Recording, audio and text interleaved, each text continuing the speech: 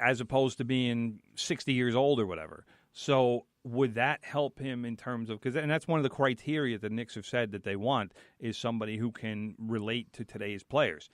Now, if you're the Knicks, the other thing you have to think about, and to me, this could drive the entire search, is, and it's going to sound stupidly simple, but which one of these guys does Porzingis like the best? That is a very good question. You need to keep Porzingis.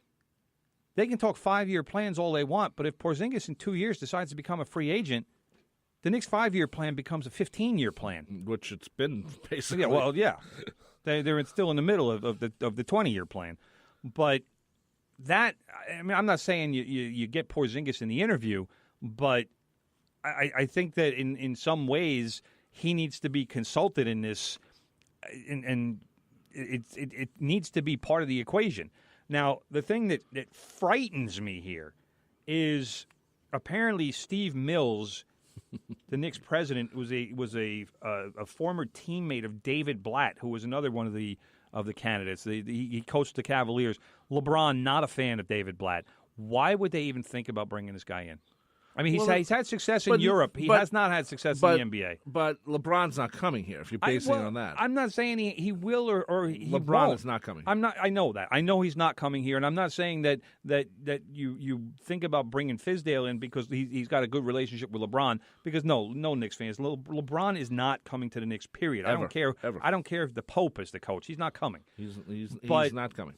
But my point is that I don't want Blatt. I don't think he's a fit for the NBA. And if he was done in Cleveland that quickly because he couldn't get along with LeBron, then that to me is an enormous red flag.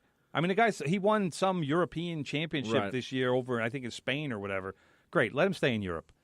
There's no need to bring this guy over here. I don't see how it would benefit the Knicks to bring a guy who's already shown that he couldn't get it done in Cleveland with real players. Right. What's he going to do for the Knicks that's going to change anything? Personally, I would love to see Jeff Van Gundy come back. I'd be fine with that. Perfectly fine with it. Because I think he has something to finish. The question is how much of a say he gets to say. And I think he would want more of a say than he doesn't have the same, the Knicks are not the defensive team that he left when all the way, 15 years ago, 18 years obviously ago. It's a very different team. So, Porzingis was probably 5 years old when he left. Yeah, so that's the question. What type of defense guys you're going to get? Because he's a defense guy. So, that would be a benefit for them. You can teach guys to play defense. Defense is just a matter of effort. Carmelo? You need to care. Carmelo Anthony, you couldn't teach him. Well, he's not on the team anymore. I know, so who cares about him? But they tried teaching him for years, I guess. I don't know. No, nobody really did. They just said, "Oh, Carmelo, here, go score, go play your ISO," and people let him do what he does because the team was lousy, and they knew the team was going to be lousy. So fine, Carmelo, jack up 25 or 30 shots a game. Do what you do. Right. People are paying top dollar for tickets. We got to give them something. That's what the Knicks have been for the last 15 years. Before and after Carmelo was here and gone. But Van Gundy, first of all, I think he would change the culture. I think today's players, because obviously he'd be one of the older candidates, right. But I think today's players like him because he's been on TV and because he's an honest guy and he's not trying to sell you anything when he's on TV. If he doesn't like something, he's going to say it. And he's never been shy about about voicing his opinion.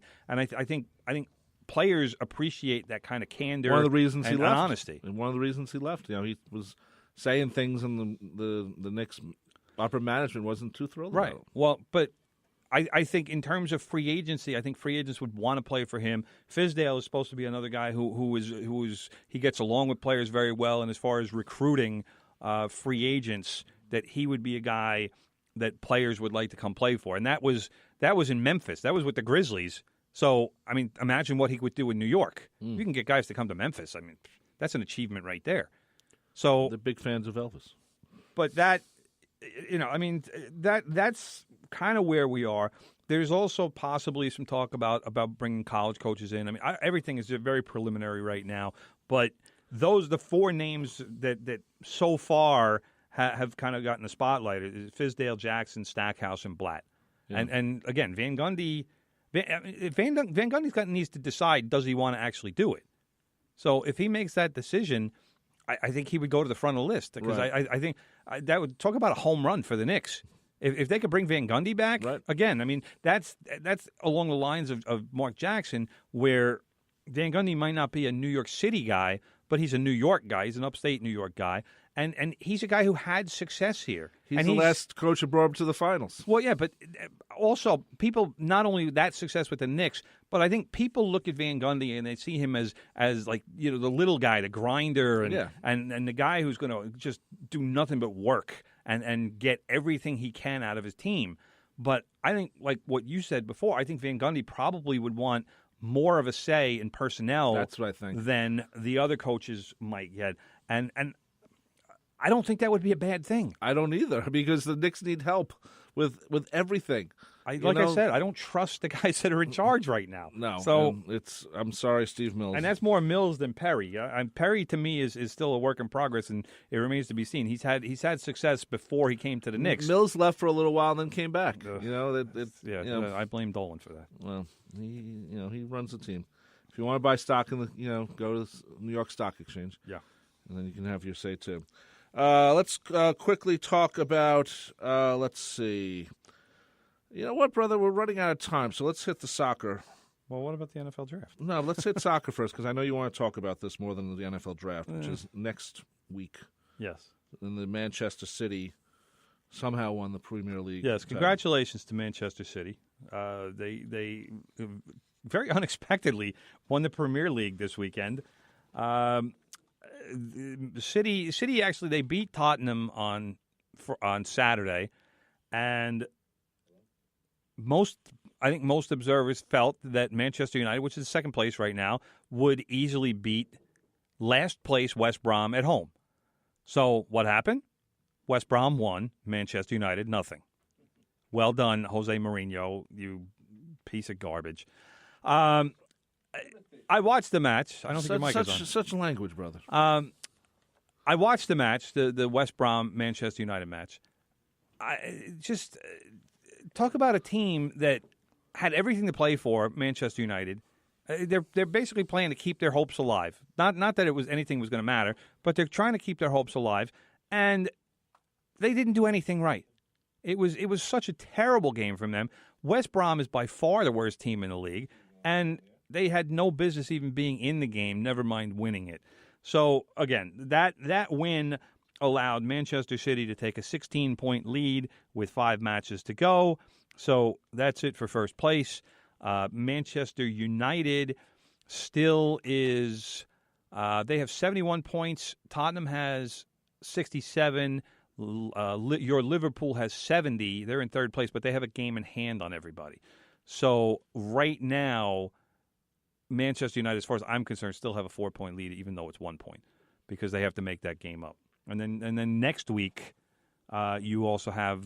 In fact, this will be not this next week. This Saturday will be the FA Cup semifinal. That's Tottenham against Manchester United, and then Sunday will be the other semifinal match, which will be Southampton versus Chelsea.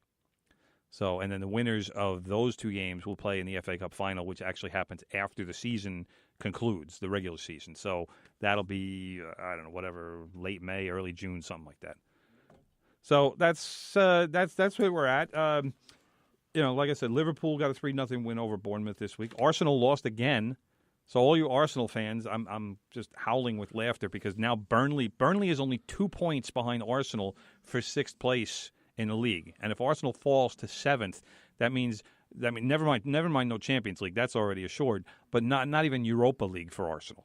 So they are on the verge of falling out of any competitions in Europe for the first time in at least a couple of decades, which I'm so hoping happens. You're a positive thinker, aren't you? Oh, I am a positive thinker. I'm positive that Arsenal deserves to be in 7th place. Got to tell people about High Fidelity, brother, very quickly. Join Kim Tracy every Saturday morning at 7 a.m., and she features a mix of music with a focus on newer music and lesser-known artists. That's High Fidelity every Saturday at 7 a.m. right here on WHPC. Wow, that's early. That's dedication. Saturday at 7 in the morning. Oof. Yeah, well, you got to get on the air sometime. Yes. Okay. Also, bro, just quickly as far as soccer goes, your favorite team, NYCFC, had a 2-2 draw with Atlanta United yesterday. NYCFC still in first place in the Eastern Conference. 5-0-2. They are still undefeated, 17 points. The Red Bulls had a 3-1 win over the Montreal Impact on Saturday. Red Bulls currently sit in sixth place in the Eastern Conference, 3-2 and no ties for 9 points. Okay, so that's still quick look at MLS. Let's go City doesn't sound right when you start chanting. That's what they say at Manchester City. It seems to work pretty well for them. They're a bunch of poopy heads. Anyway, we're also in the middle of NBA basketball playoffs. We're in the middle of NHL playoffs. Devils are down by 2. Yep. Which isn't good against Tampa Bay because Tampa Bay is pretty damn good actually. So we'll see what happens. I'm expecting the Devils to be even when they go to Game 5.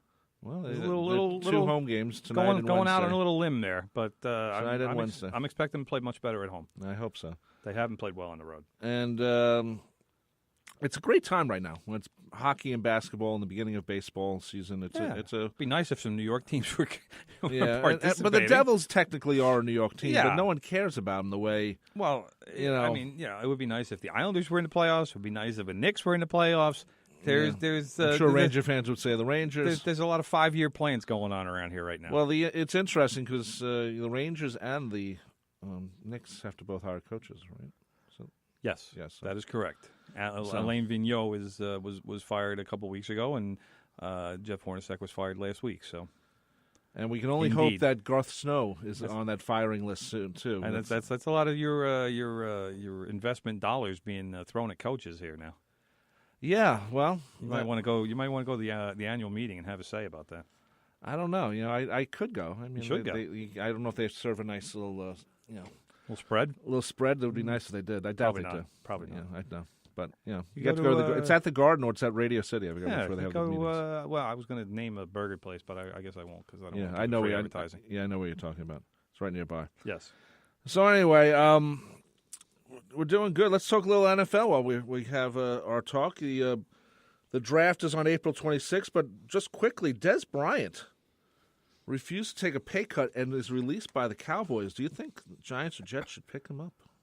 No. Well, Jets maybe. I mean, for the Jets, I think it wouldn't be a bad move. For the Giants, definitely not. I think it would be a great move for the Giants. The Giants have enough receivers. The Jets certainly could use a number one receiver. And especially if they're going to pick a quarterback or get a good. And if they don't, the plan. That's the alleged plan. One other thing, we talk about the Jets needing a quarterback. Colin Kaepernick is available. Yes, he is. Do you get him as a backup? Do you get him as your number one? We heard that he was up. Was in Seattle last week, and they basically blew him off.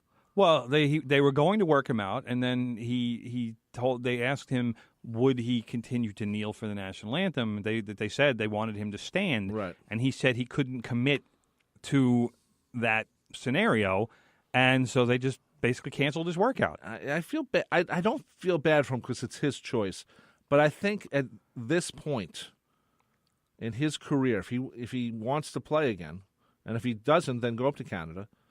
But what he should do is, say, okay, I did my protest. It's time to move on. And I think if he did that, the NFL team, some of these teams might say, okay, we're interested in him. They don't need they're so afraid of the backwash that happens with this whole thing.